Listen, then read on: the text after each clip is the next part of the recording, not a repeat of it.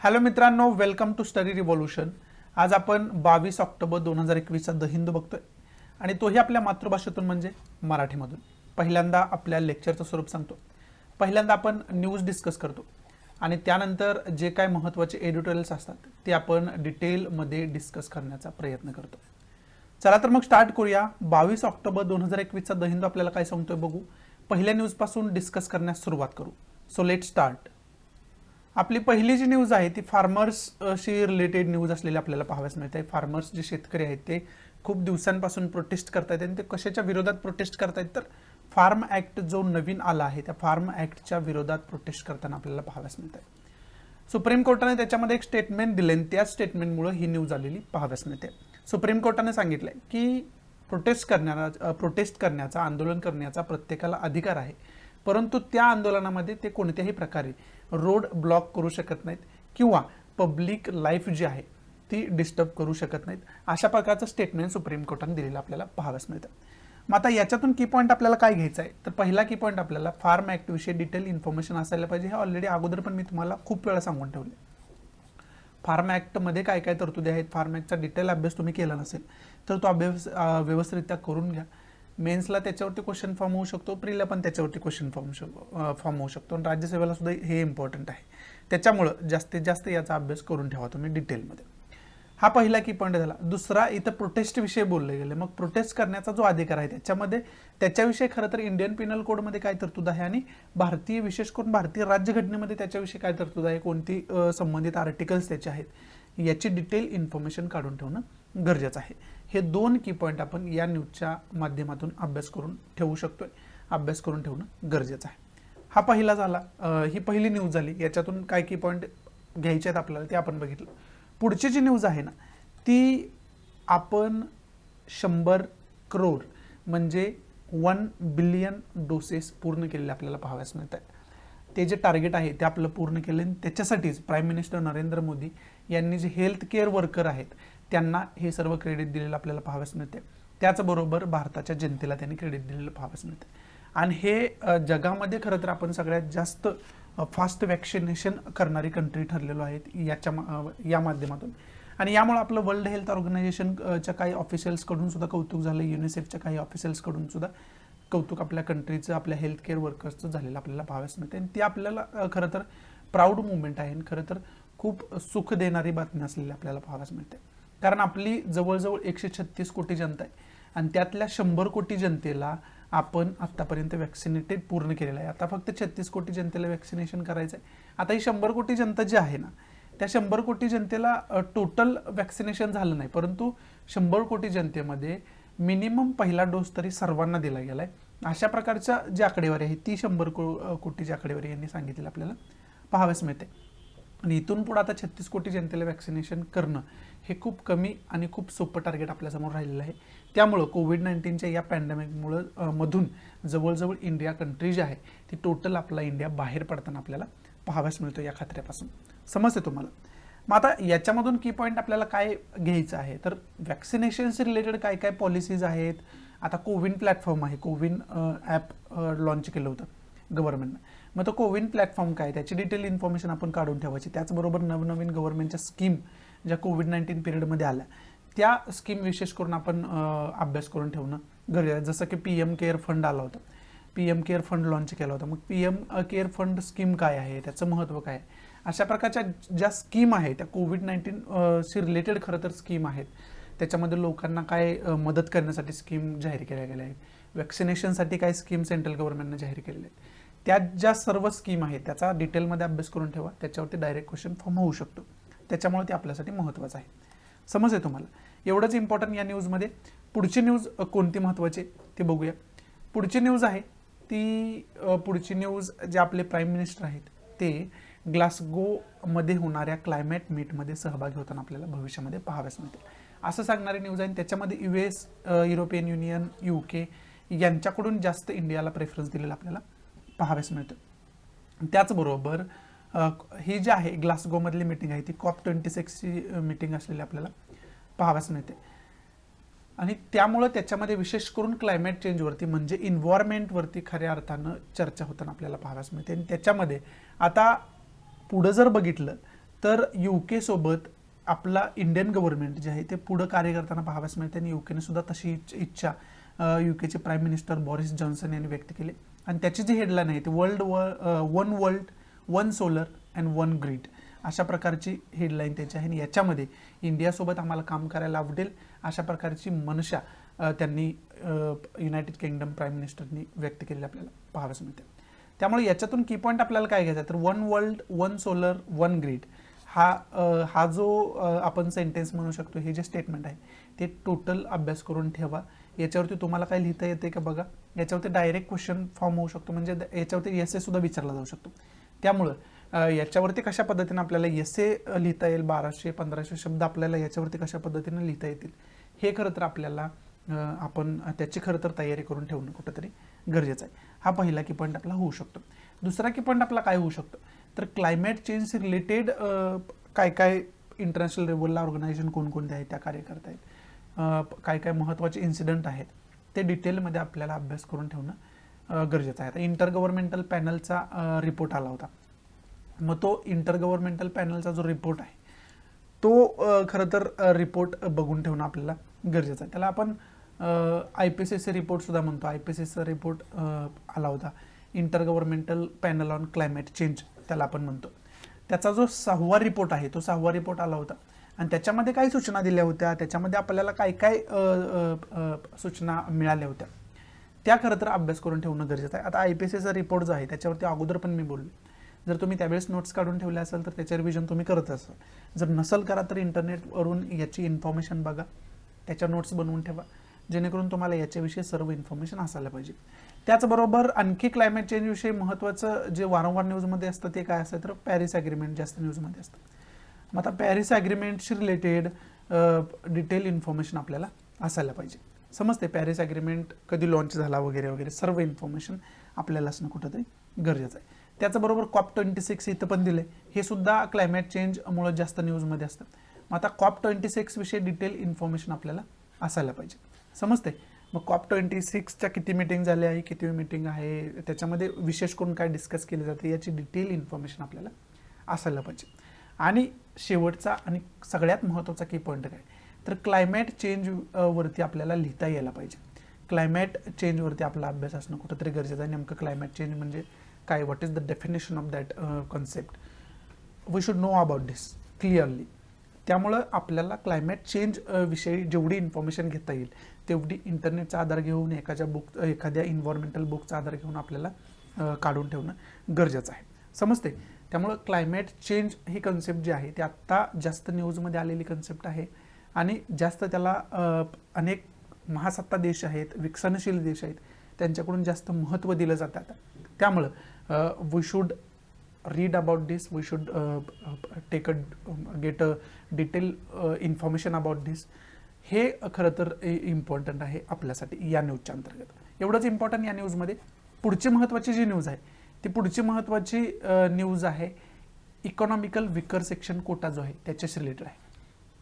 आणि सुप्रीम कोर्टानं आता इकॉनॉमिकल विकर सेक्शन कोटा जो आहे तो 6 लाखापेक्षा कमी उत्पन्न असणाऱ्या व्यक्ती जे कुटुंब आहेत त्यांना इकॉनॉमिकल सेक्शन विकर सेक्शन मानावं की परत 8 लाखाच्या खाली उत्पादन असणारं, म्हणजे हा जो स्लॅब आहे त्याच्याविषयी डिटेल इन्फॉर्मेशन ॲफिडेव्हिट जे आहे सुप्रीम कोर्टामध्ये जाहीर करायचं, दाखल करायचं, ते सेंट्रल गव्हर्नमेंटकडून अजून क्लिअरली केलं गेलं नाही.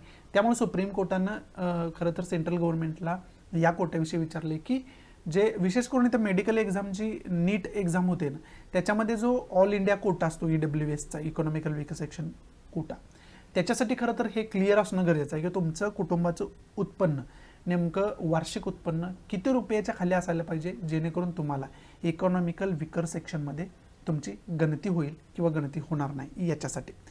मग तो जो स्लॅब आहे तो सुप्रीम कोर्टानं गव्हर्नमेंटला क्लिअर करायला सांगितलं आपल्याला पाहावयास मिळते. तो स्लॅब 8 लाख आहे की किती आहे अशा प्रकारचा क्वेश्चन सुप्रीम कोर्टानं गव्हर्नमेंटला केला आहे आणि तशा प्रकारचा ॲफिडेव्हिट त्यांनी आतापर्यंत दाखल केलेलं नाही, ते दाखल करण्यासाठी सुप्रीम कोर्टानं त्यांना सुनावलेलं आपल्याला पाहावयास मिळते. मग आता याच्यातून what should we study about this, तर याच्यातून आपल्याला काय स्टडी करायला पाहिजे, याच्यातून आपल्याला इकॉनॉमिकल विकर सेक्शनशी रिलेटेड इन्फॉर्मेशन असायला पाहिजे विशेष म्हणजे काय तर याच्याशी रिलेटेड कमिटी कोणती नेमली गेली होती, इकॉनॉमिकल विकर सेक्शन ही कन्सेप्ट पहिल्यांदा कधी मांडली गेली, आणि इकॉनॉमिकल विकर सेक्शन नेमकं कोणत्या समाजातील कोणत्या घटकांना कोणत्या कुटुंबाला मानलं जातं याची सर्व इन्फॉर्मेशन, म्हणजे एकंदरीत आय वॉन्ट टू टेल एकंदरीत मला तुम्हाला हे सांगायचं की इकॉनॉमिकल विकर सेक्शनविषयी जेवढी इन्फॉर्मेशन तुम्हाला डिटेलमध्ये काढता येईल तेवढी तुम्ही विशेष करून काढून ठेवायला पाहिजे आणि वारंवार त्याची रिव्हिजन करायला पाहिजे. एवढंच इम्पॉर्टंट या न्यूजमध्ये. पुढची महत्त्वाची न्यूज कोणती बघूयात आपण. पुढची न्यूज आहे ती शाहरुख खान यांच्याशी रिलेटेड न्यूज असलेली आपल्याला पाहावयास मिळते. आणि शाहरुख खान हे त्यांचे चिरंजीव आपण म्हणू शकतो आर्यन खान यांना भेटायला जेलमध्ये गेले होते आणि त्यामुळं जास्त हे न्यूजमध्ये पुन्हा एकदा प्रकरण आलेलं आपल्याला, न्यूजमध्येच हे प्रकरण आहे, आणखी जास्त त्याच्यावरती फोकस पडलेला आपल्याला पाहाव्यास मिळतं. आणि त्याच्यामध्ये खरं तर कशा पद्धतीनं त्यांचं बेल प्ली जी आहे ती पुढे ढकलली जाते. आता 26 ऑक्टोबरला याच्यावरती सुनावणी होणार आहे, तोपर्यंत आर्यन खान यांना कोठडीतच राहावं लागणार आहे. अशा प्रकारची न्यूज आहे. त्याच्यामध्ये मग त्यांचे वडील शाहरुख खान यांनी जेलमध्ये जाऊन त्यांची भेट घेतलेली आपल्याला पाहाव्यास मिळते. त्याच्यामध्ये काय चर्चा झाली वगैरे वगैरे ते युजलेस आहे आपल्यासाठी, त्याचं काही महत्त्व नाही. याच्यातून मला हे सांगायचं की आपल्या न्यायव्यवस्थेपुढे, आपल्या कायदा सुव्यवस्थेपुढे कोणीही मोठा नाही. सर्वांना कायदा सुव्यवस्था पाळावी लागेल, सर्वांना न्यायालयाचं ऐकावं लागेल. हे कुठंतरी याच्यातून आपल्याला शिकायला मिळते. त्याच्यामध्ये डझंट मॅटर तुम्ही कोण आहात, किती मोठे हस्ती आहात, तुमच्याकडे किती पैसा आहे, तुमच्या किती ओळखी आहेत, it's doesn't matter for that. तुमच्याकडे तुमचं कर्तृत्व काय आहे हे फक्त मॅटर करतं. न्यायव्यवस्था तुम्हाला काय सांगते, न्यायव्यवस्था तुम्हाला डिसिजन काय देते, कायदा सुव्यवस्थामध्ये काय सांगितले, कायद्यामध्ये आपल्या नेमका तरतुदी काय आहेत हे तुम्ही पाळणं गरजेचं आहे. तरच त्याच्यामधून तुम्हाला सूट मिळू शकते, त्याच्यामधून तुम्हाला सुटका मिळू शकते. जर तुम्ही कायद्याचं उल्लंघन करत असाल, लॉ अँड ऑर्डर सिच्युएशन निर्माण करत असाल, तर तुम्हाला जे काय कायद्यानं प्रोसिजर दिली आहे त्या प्रोसिजरनुसारच जावं लागेल.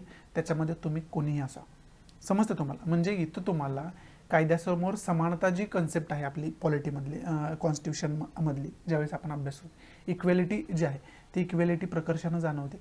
त्यामुळं याच्या माध्यमातून तुम्ही इक्वेलिटीशी रिलेटेड जो डिबेट आहे तो डिबेट व्यवस्थितरित्या बघून ठेवणं गरजेचं आहे. याच्या काय पॉझिटिव्ह पॉईंट्स आहेत, काय निगेटिव्ह पॉईंट्स आहेत याची टोटल उहापोह करून ठेवणं गरजेचं आहे. समजते.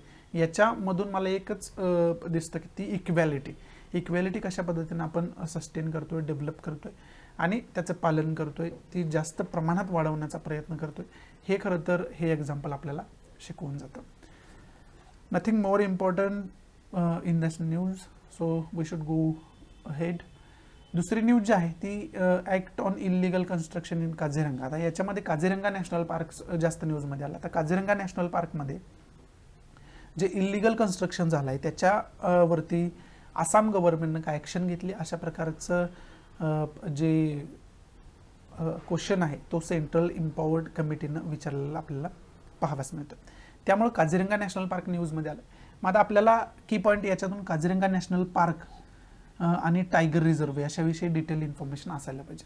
मग आता काझीरंगा नॅशनल पार्क जो आहे तो आसाममध्ये आपल्याला असलेला पाहाव्यास मिळतो आणि काझीरंगा नॅशनल पार्कचं इतर काय महत्त्व आहे ते विकिपीडियाच्या माध्यमातून आपण बघून ठेवायला पाहिजे. मग आता गुगलचा इंटरनेटचा उपयोग करून आपण बघूया काय इन्फॉर्मेशन काझीरंगा नॅशनल पार्क्सविषयी आपल्याला सापडते का ते. You can see here little information about Kaziranga National Park with the help of विकिपीडियावरती आपण ही इन्फॉर्मेशन व्यवस्थितरित्या बघू शकतो काझीरंगा नॅशनल पार्कची. विशेष करून आता काझीरंगा नॅशनल पार्क नेमका ओळखला कशासाठी जातो तर काझीरंगा नॅशनल पार्क हा ओळखला जातो एकशिंगी गेंड्यासाठी. एकशिंगी गेंडा जो आहे तो खरं तर विशेष करून या नॅशनल पार्कमध्ये आढळतो. जास्तीत जास्त याची संख्या जी आहे ती याच नॅशनल पार्कमध्ये वसलेली आहे. इंग्लिशमध्ये त्याला वन हॉर्न रायनोसॉर्स असं म्हणतात. त्याचबरोबर या नॅशनल पार्कमध्ये टायगर्स आढळतात, इलेफंट्स आढळतात. त्याचबरोबर गंगा रिव्हरमध्ये जो डॉल्फिन्स सापडतो ना, तो जो डॉल्फिन आढळतो ना तो काझीरंगा नॅशनल पार्क्समध्ये सुद्धा ते डॉल्फिन्स त्या पाण्यामध्ये आपल्याला आढळतात. असं इन्फॉर्मेशन आपण इथं बघण्याचा प्रयत्न करतो. त्याचबरोबर हे जो नॅशनल पार्क्स आहे ते ब्रह्मपुत्रा जी रिव्हर आहे त्याच्या तीरावरती वसलेलं आपल्याला पाहावयास मिळते. आणि विशेष करून आसाम स्टेट जे आहे त्या एरियामध्ये हे नॅशनल पार्क येत असताना आपल्याला पाहावयास मिळतं. समजते. ही काय छोटीशी वैशिष्ट्य काझीरंगा नॅशनल पार्क्सची आहेत ती आपण इथं बघण्याचा प्रयत्न केला. नॅशनल पार्क्स वगैरे जे टायगर रिझर्व असेल नॅशनल, आता या काझीरंगा नॅशनल पार्क्समध्येच टायगर रिझर्व पण आहे, कारण इथं टायगर पण आढळतात. त्यामुळं काझीरंगा नॅशनल पार्कमध्येच टायगर रिझर्व पण वसलेला आहे, हे तुम्ही विसरू नका. आपल्याला नॅशनल पार्क्स असेल, टायगर रिझर्व असेल, हे ज्या वेळेस न्यूजमध्ये असतात त्यावेळेस त्याचे शॉर्ट नोट काढून ठेवत जावा. त्याच्यावरती डायरेक्ट क्वेश्चन अनेक वेळा विचारला गेलाय. मग ते MPSC घ्या किंवा UPSC घ्या किंवा इतर कोणत्या एक्झाम घ्या, त्याच्यामध्ये डायरेक्ट अशा घटकांवरती डायरेक्ट क्वेश्चन विचारला जातो. त्यामुळे याच्यावरती आपली जी पकड आहे ती मजबूत असणं कुठेतरी गरजेचं आहे. त्यामुळेच तुम्हाला हे विकिपीडियाच्या माध्यमातून मी थोडीशी इन्फॉर्मेशन सांगण्याचा प्रयत्न केला आहे. पुढची न्यूज आहे ते युनायटेड किंगडम आणि इंडियामध्ये जो जॉईंट मिलिटरी एक्सरसाइज होते त्याच्याविषयी. थर्सडेला हा एक्सरसाइज आपल्याला अरेबियन सीमध्ये मुंबई कॉस्ट जे आपले मुंबई किनारपट्टी जी आहे त्या मुंबई किनारपट्टीच्या एरियावरती पाहाव्यास मिळणार आहे.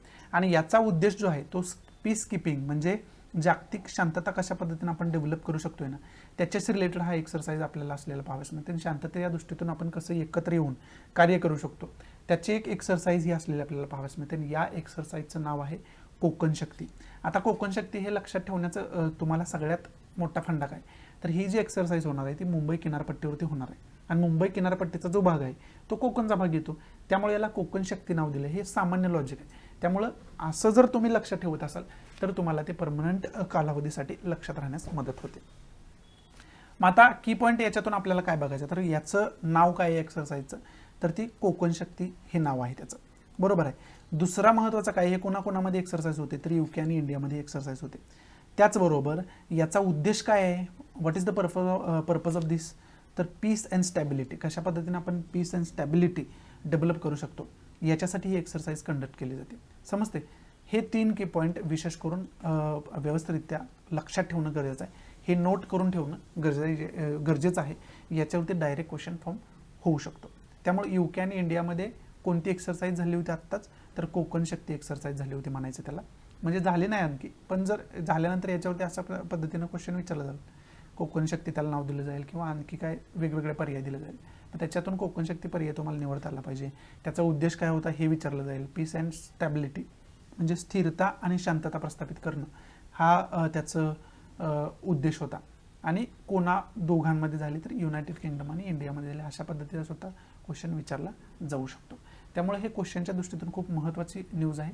त्यामुळं जे मी सांगितले ते व्यवस्थितरित्या लक्षात ठेवा, नोट डाऊन आत्ताच करून ठेवा आणि त्याचे वारंवार रिव्हिजन करत राहा. पुढची न्यूज आहे ती उत्तराखंडशी रिलेटेड न्यूज असलेली आपल्याला पाहाव्यास मिळते. आणि उत्तराखंडमध्ये आत्तापर्यंत जवळजवळ 64 लोकांचा मृत्यू झालेला आहे पुराच्या परिस्थितीमुळे आणि 11 लोक आणखी सुद्धा मिसिंग आहेत असं होम मिनिस्ट्रीकडून सांगण्यात आलेलं आहे. आणि आपल्या देशातील यंत्रणेच्या सतर्कतेमुळं आपण अनेक लोकांचा जीव वाचवू शकलो त्याच्यातून सुद्धा, असं होम मिनिस्टर अमित शहा यांच्याकडून सांगण्यात आलं आपल्याला पाहाव्यास मिळतं. आता याच्यातून फ्लड परिस्थिती जी निर्माण झाली, मोठ्या प्रमाणात पाऊस झाला आणि त्यानंतर ड्रेनेज सिस्टम कशा पद्धतीचं आहे, नद्यांचं पात्र कशा पद्धतीनं भरून त्यानंतर पुरासारखी परिस्थिती निर्माण होते, हा एक डिझास्टर मॅनेजमेंटच्या दृष्टीतून अभ्यास करण्यासारखा भाग आहे.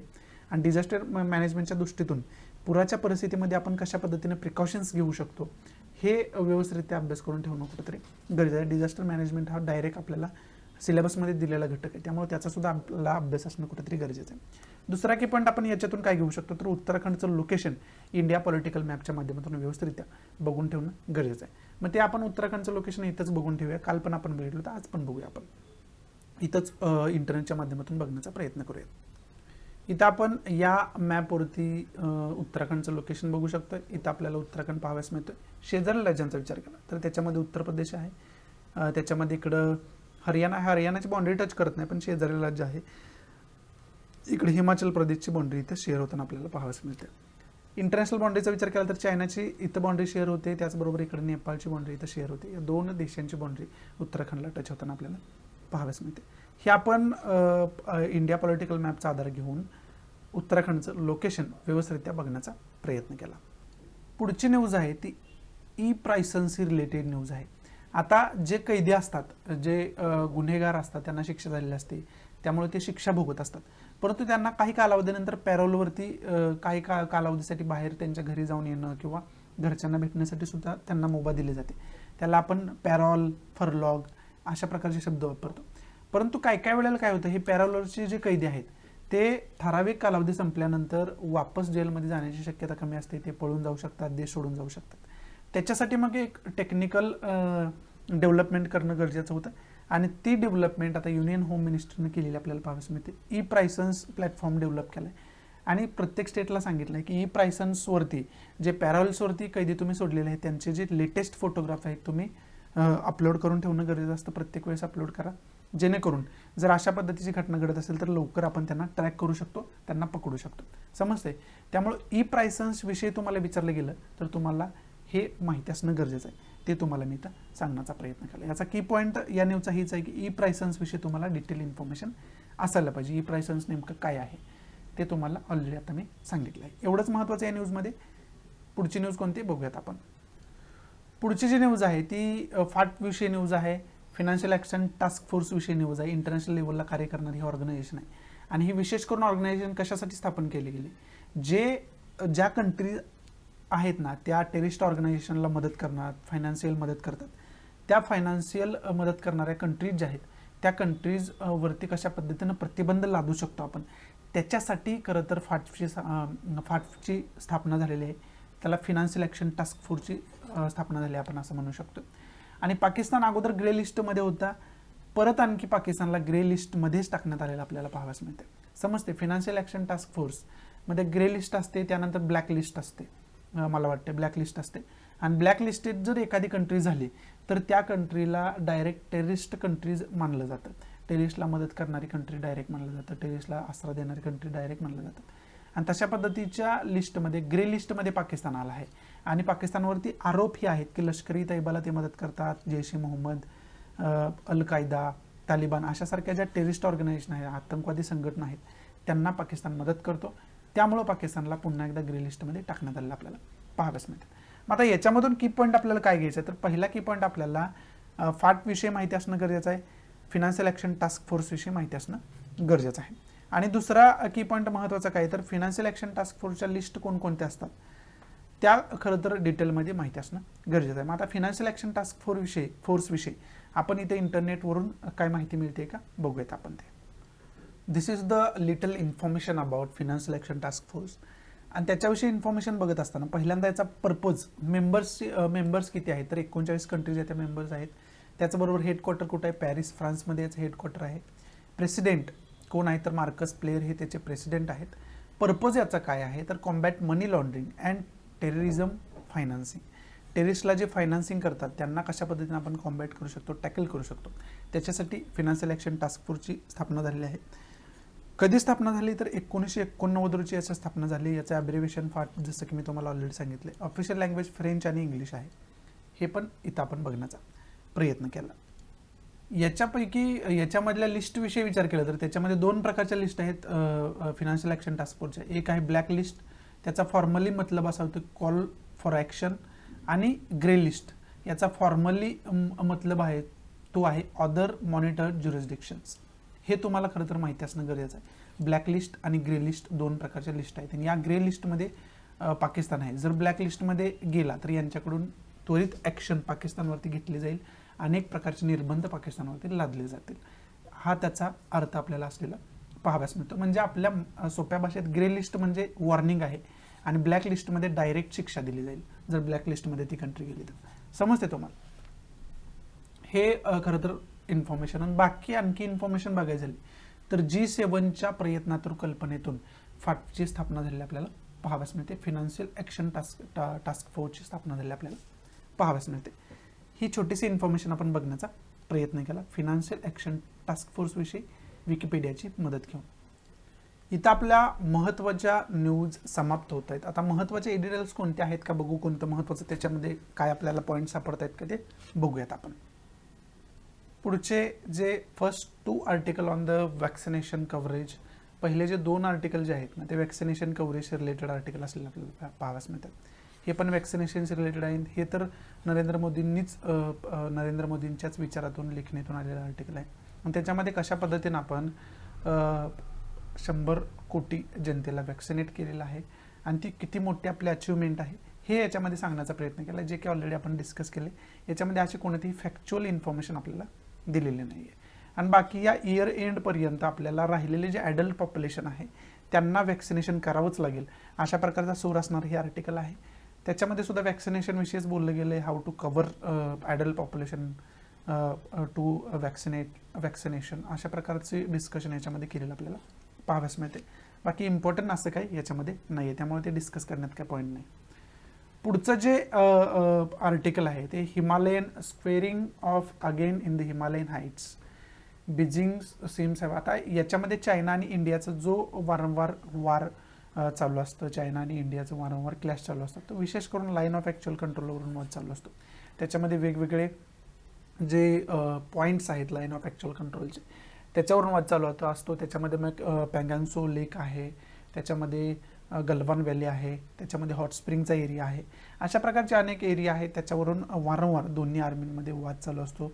कधी कधी रक्तपात सुद्धा झालेला आपण पाहाव्यास मिळेल. 2020मध्येच रक्तपात झाला होता गेल्या वर्षीच. त्याच्यामध्ये आपले काही जवान शहीद झाले होते, त्यांचे पण काही जवान शहीद झाले होते, ते सुद्धा आपल्याला तिथं बघायला मिळालं होतं.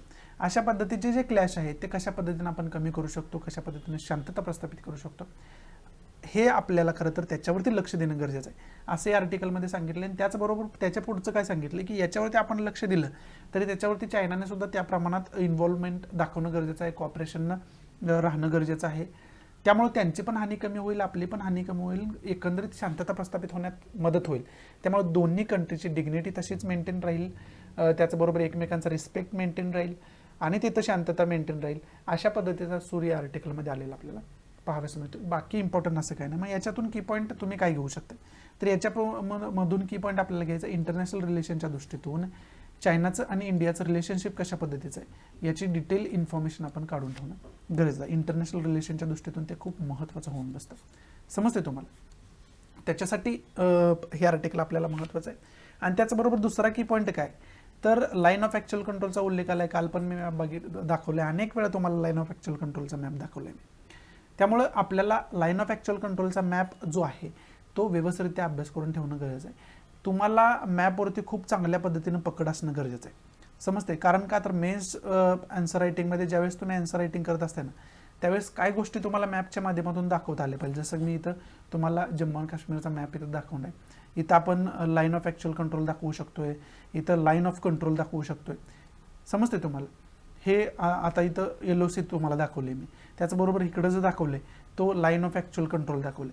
अशा पद्धतीनं तुम्हाला मॅप स्वतः ड्रॉ करता आला पाहिजे. समजते? जेणेकरून जो एक्झामिनर आहे त्याला सुद्धा समजेल की तुम्ही कशा पद्धतीनं अभ्यास केला. समजते तुम्हाला? त्यासाठी मॅपवरती एक वेगळी पकड असणं तुमची गरजेचं आहे. हा जो एरिया आहे ना मी दाखवला इथं तो पाकव्याप्त काश्मीर आहे ना, हा जो आहे तो अक्साई चीन सुद्धा त्याला आपण म्हणतो. हे दोन्ही एरिया आपले आहेत, पण या अक्साई चीनवरती चायनानं कब्जा करून ठेवला आहे आणि पाकव्याप्त काश्मीरवरती ऑब्वियस आहे पाकिस्ताननं कब्जा करून ठेवलेला आहे. समजते तुम्हाला?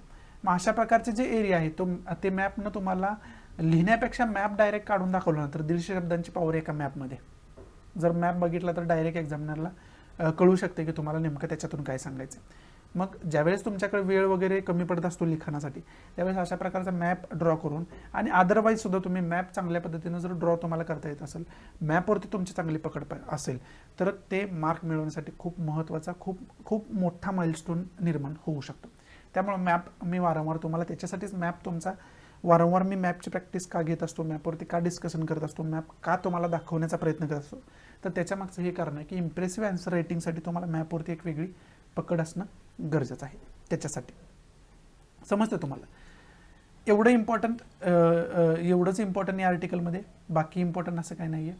पुढचं जे आर्टिकल आहे ते अफगाणिस्तानशी रिलेटेड आहे. आता अफगाणिस्तानमध्ये तालिबानची सत्ता प्रस्थापित झाली आणि त्याच्यामध्ये मग आता इंडियन गव्हर्नमेंट जे आपण सुद्धा त्यांच्यासोबत एक टाय निर्माण करण्याचा प्रयत्न करतोय, रिलेशन डेव्हलप करण्याचा प्रयत्न करतोय. मग त्याच्यामध्ये आता तालिबानचं भविष्यातलं बिहेवियर काय असायला पाहिजे आणि मग इंडियाचं त्यांच्या बिहेवियरनुसार तालिबानसोबत कशा पद्धतीनं रिलेशन डेव्हलप होईल, अशा प्रकारचं एक सूर याच्यामध्ये या आर्टिकलमध्ये आपल्याला पाहाव्यास मिळते. अशा प्रकारचं वक्तव्य त्यांनी केलेलं आपल्याला पाहाव्यास मिळते. तालिबान जर टेररिस्ट ऑर्गनायझेशनना सपोर्टच करणार असेल, ह्युमन राईटचं व्हायोलेशन करणार असेल, अनेक लोकांची कत्तल करणार असेल आणि एक डेमोक्रॅटिक गव्हर्नमेंटसारखं बिहेव न करता एक टेररिस्ट ऑर्गनायझेशनसारखं बिहेव करत असेल तर इंडियाचं त्यांच्यासोबत किंवा अफगाणिस्तानच्या आत्ताच्या गव्हर्नमेंटसोबत चांगले संबंध निर्माण होऊच शकत नाहीत. जर ते डेमोक्रॅटिक गव्हर्नमेंटसारखं बिहेव करत असेल, एक रिस्पॉन्सिबल गव्हर्नमेंटसारखं बिहेव करत असतील तरच इंडियासोबत आणि अनेक कंट्रीजसोबत त्यांचा चांगले संबंध डेव्हलप होऊ शकतात. एक इकॉनॉमिकल रिलेशन डेव्हलप होऊ शकतं, एक सोशल रिलेशन डेव्हलप होऊ शकतं, एक कल्चरल रिलेशन डेव्हलप होऊ शकतं, असं या आर्टिकलमध्ये सांगण्याचा प्रयत्न केला. मग आता याच्यातून पहिला की पॉईंट आपल्याला ऑब्वियस काय घ्यायचा आहे तर इंटरनॅशनल रिलेशनच्या दृष्टीतून अफगाणिस्तान इंडिया रिलेशनशिपचा अभ्यास करून ठेवणं कुठंतरी गरजेचं आहे. समजतंय तुम्हाला? ते इंटरनॅशनल रिलेशनच्या दृष्टीतून खूप महत्त्वाचं होऊन बसतं. त्याचबरोबर दुसरा की पॉईंट काय तर अफगाणिस्तानचं लोकेशन व्यवस्थितरित्या मॅपवरती जाऊन व्यवस्थितरित्या लोकेट करून ठेवणं गरजेचं आहे. त्याच्या शेजारील महत्त्वाच्या कंट्रीज कोणकोणते आहेत, इतर टॉपोग्राफी काय काय आहे, हे आपण व्यवस्थितरित्या बघण्याचा प्रयत्न करणं गरजेचं आहे, जे की मी तुम्हाला कालच दाखवले. आज मुद्दाम दाखवत नाही मी, कारण तुम्ही स्वतः जाऊन ॲटलासमध्ये बघा, नसेल तर तुमच्याकडे स्मार्टफोन असेल गुगल मॅपवरती जाऊन बघा, सोपं आहे ते. पण लोकेशन व्यवस्थितरित्या बघा. मॅप रीडिंग रोज कमीत कमी 5 मिनिट तर मॅप रीडिंग तुमचं असायला पाहिजे. मॅप तुम्ही बघायला पाहिजे. मॅपचं महत्त्व एक्झाममध्ये खूप जास्त आहे. त्यामुळं आणि प्रीला सुद्धा मॅपवरती डायरेक्ट क्वेश्चन विचारले गेले. तुम्ही जर प्रिव्हियस इयर क्वेश्चन पेपर बघितले तर तुम्हाला मॅपचं महत्त्व आपोआप समजून घेता येईल. समजते तुम्हाला?